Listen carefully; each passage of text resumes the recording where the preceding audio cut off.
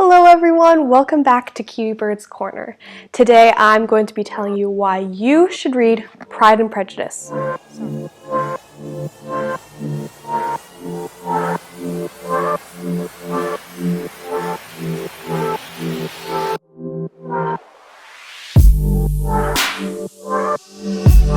Sorry about this cover, it's a little bit blank, but Pride and Prejudice is a book written by Jane Austen, and she is famous for many of her other works, but especially famous for this book, Pride and Prejudice. And I believe that this one was actually one of her later books. I could be wrong about that, but it is definitely one of my favorites of her works. So this is just something I wanted to point out before we jump right in, and it's something that I actually recently learned myself. At the start of the novel, you can see here, the rest of this is just an introduction. It's kind of long, but this is the start, and it says, Pride and Prejudice, a novel in 3 volumes by the author of Sense and Sensibility, Volume 1. So, before Jane Austen died, she wrote these books, and no one knew who she was as the author. She didn't put her name. So when she would publish a new book, her other works were already famous. So they would say, by the author of Sense and Sensibility, because she also wrote Sense and Sensibility. And then people would know, oh, it's the same author. But they didn't know who that author was. So I thought that was something that's just really cool, and I wanted to point out real quick. Okay, let's jump right in. So why should you read Pride and Prejudice by Jane Austen? One of the reasons that this book is so great is that it really kind of explores human nature, human thoughts, human pride and arrogance, and just even the culture of that time, all in sort of a very engaging, almost realistic in a way, story. And the author does this with a lot of different characters and kind of seeing the relationships between those characters and how it changes.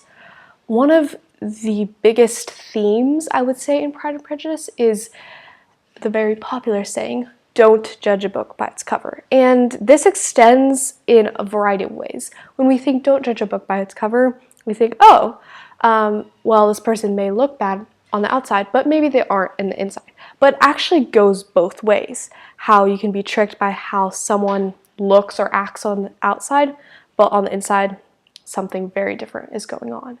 So I really like how it explores that, and it does that in a kind of deeper way. I think it would really prepare people for not just instantly making assumptions for both whether people are good, whether people are bad, and kind of weighing that in a way. She does that really well in a way where you kind of walk with the character through that. You as the audience are experiencing the same things as the character, so you know what the character knows. You don't know what the character doesn't know. Things like that, which just makes it really interesting. The way she develops it makes you really understand that theme a lot more. Something that I really, really like about Pride and Prejudice is that it really explores the culture of that time. And she does this with a lot of humor in her books, I would say, kind of sort of looking with humor on the society around her and just how foolish humans can be. So I like that, how she kind of explores that and the culture of that time, which is really interesting for me because it's super different than what we experience today. And it's so fun, for me at least, to see the ways that people would be ridiculed or outcast from society, or even just like the social norms and politeness, and just learning new things from this book.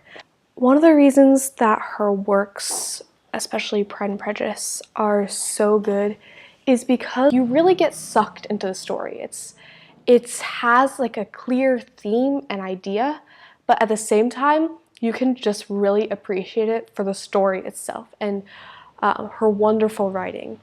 It's more of everyday interactions, but through that, she introduces these really, really well thought out ideas and topics in just a very approachable way, I would say. Also, because of the way it's written and the way you get to walk with the characters, you become really attached to them. So it's fun to see how in the end everything turns out all right for them, and kind of see how their ideas and thoughts and actions have been shaped in the book and through the book. I think that's really cool. So, in conclusion, you should definitely read Pride and Prejudice if you've been thinking about it. I personally think that it's one of the best Jane Austen books to start with. That's the one I started with as well, and I found it a very motivating book to start reading some of the other ones, as you can see here. My one word of advice, if you are planning to read this book, is that the start is a little slow, but once you get past that, it's going to be amazing. So just stick with it, just keep reading, and you're going to love it. Thank you so much for watching. Hope to see you again soon. Bye!